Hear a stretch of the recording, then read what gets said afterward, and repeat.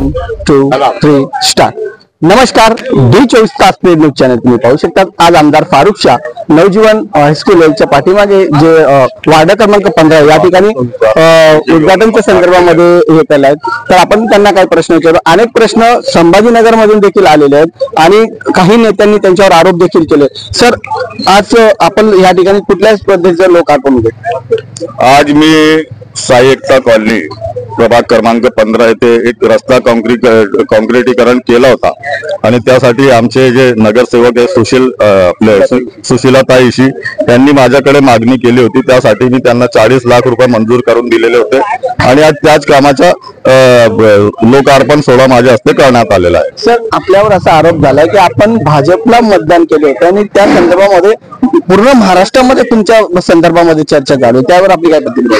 ते बघा, जे अफसर पठाण आहे औरंगाबादच्या, त्यांनी आमच्यावर जी टीका केलेली आहे, पहिले तर मी एवढं सांगू इच्छितो की त्या अफसर पठाणची मजलिसवर बोलण्या इतकी लायकी नाही, कारण तो 1 नंबरच्या 2 नंबरी आहे, त्याचे जुगारचे अड्डे चालतात आणि त्यांनी एक इंटरव्ह्यू मध्ये सांगितला आणि जे आमचे माजी खासदार इम्तियाज जलील साहेब त्यांनी शक्ती कपूर म्हणून संबोधला।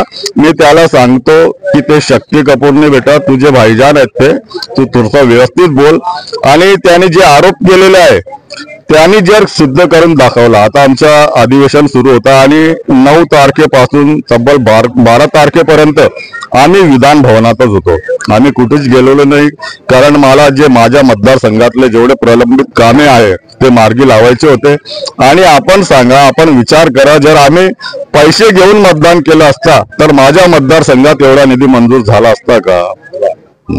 सर, दुसरा प्रश्न असा आहे की आपण आज धुळ्यामध्ये या जो हिंदू समाजाचा जो भाग आहे त्या भागामध्ये कामाच्या संदर्भामध्ये जोरदार हे केलंय, तुम्हाला असं वाटतंय का? कारण आता येणाऱ्या काळामध्ये निवडणूक आहेत, तर एकच ह्या भागाकडनं तुम्हाला काहीतरी वोटिंग वगैरे भेटेल असं काय वाटतंय का तुम्हाला? हे बघा, जे कोणी लोकप्रतिनिधी आहे ते कुठलाही समाजाचा असो, पण तो निवडून आल्यानंतर एक विशिष्ट समाजाचा नसून तर पूर्ण शहराचा, पूर्ण मतदारसंघाचा आमदार असतो आणि हे त्याची जबाबदारी असते। आणि म्हणून मी आपली जबाबदारी चांगल्या प्रकारे पार पाडत आहो।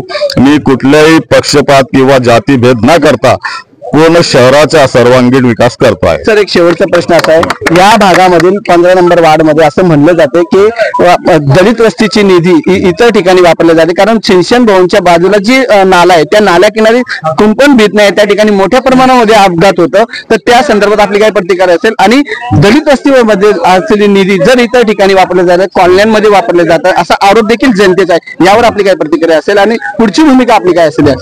खरं तर असं आहे की जे मागच्या वेळेस जे झालेलं आहे ते महानगरपालिकेत भाजपाची सत्ता होती आणि त्यांनी फक्त जे मोजके नगरसेवक आहेत त्यांच्या प्रभागात कामं केली आणि त्यांच्या प्रभागात फंड मंजूर करून दिला आणि जे आपला दलित वस्तीचा निधी सुद्धा त्यांनी दुसऱ्या ठिकाणी वापरलेला आहे, अशी ते मला पण तक्रारी अनेक आलेल्या आहेत।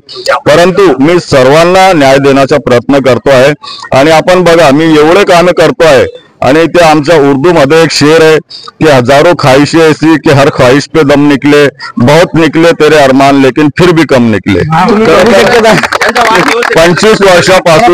25 वर्षापासून ह्या शहरात विकास नावाचा माणूसच नव्हता आणि त्याला पैदा केलेला आहे आणि आपण सर्वत्र विकास करतोय। तुम्ही बघू शकता, आमदार फारुख शाह यांच्या माध्यमातून देवपूर भागामध्ये असेल व शिक्षण भवन या ठिकाणी मोठ्या प्रमाणामध्ये कामं सुरू आहे आणि येणाऱ्या काळामध्ये आमदार फारुख शाह या निवडणुका होणार आहे, निवडणुकीच्या माध्यमातून बघूया आमदार फारुख शाह यांना किती लोक साथ देतात। Cameraman Pappu Ansari sir, Johnny Pawar, D24 तास न्यूज चॅनल। जय हिंद, जय महाराष्ट्र।